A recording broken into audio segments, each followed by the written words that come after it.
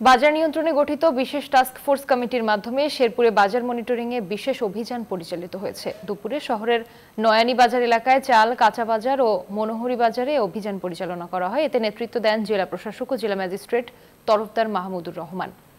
অভিযানে প্রতিটি দোকানে মূল্য তালিকা প্রদর্শন, মালামালের চালান পরীক্ষা করা সহ ব্যবসায়ীদের নানা বিষয়ে সচেতন ও সতর্ক করা হয়। এই অভিযান নিয়মিত পরিচালনা করা হবে বলে জানান জেলা প্রশাসক।